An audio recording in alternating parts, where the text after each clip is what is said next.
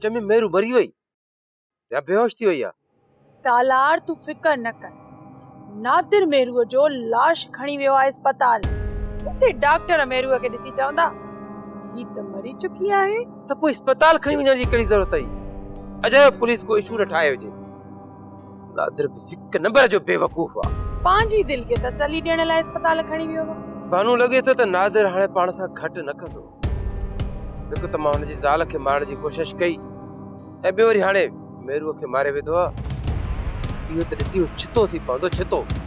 केर तो चए त असां मेरुअ खे मारियो आहे? इहे कम सभु सदोरीअ जा अथई। हुन हिकिड़े कोप में ज़हर मिलायो मूंखे मारण लाइ, पर इत्तिफ़ाक़न मेरुअ पीतो। सच त अलाए छा आहे। पहिरियों त तूं पई चए त मां मेरुअ खे ज़हर ॾेई मारे छॾियो आहे ऐं वरी हाणे चए थी त हिक कोप में सदोरी ज़हर मिलाए खणी आई जेका ॼे मूंखे पई पर पीतो मेरुअ ऐं उहा मरी वई। सच त इहो आहे त मेरुअ खे ज़हर मां ॾिनो, पर दुनिया खे ॿुधाइण लाइ इहो कम सॼो सदोरीअ जो आहे।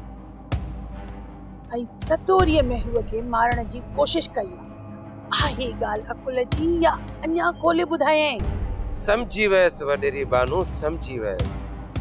पर ॿुध, तो वटि कहिड़ो सबूत आहे त मेरुअ खे ज़हर सदोरीअ ॾिनो आहे? त पोइ सदोरीअ वटि कहिड़ो सबूत आहे त मेरुअ खे ज़हर मूं ॾिनो आहे? ॻाल्हि त तूं बि सही थी कहीं। ख़ैर आहे, नादिर खे वापसि अचण ॾे। ॾिसूं त वरी हाणे हिन रन मुरीद जो कहिड़ो रिएक्शन आहे। पंहिंजे भाउ खे पाण कंट्रोल कजांइ। मूंखे जेको करणो करे छॾ।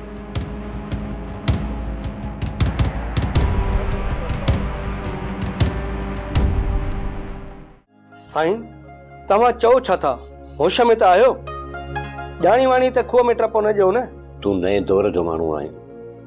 तोखे कहिड़ी ख़बर त दर्दनि जा रिश्ता एहसासनि जा छा थींदा आहिनि? साईं, मां सभु सम्झा थो। मूंखे ख़बर आहे ज़िंदगी खां वधीक अनमोल शइ ॿी का बि कान्हे।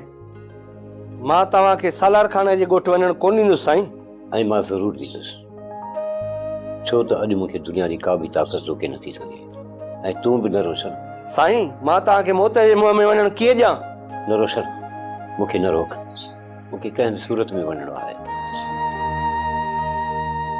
साईं, मां तव्हांखे कोन छॾींदुसि बाबा। अलाह तव्हांखे ख़ुशि रखे।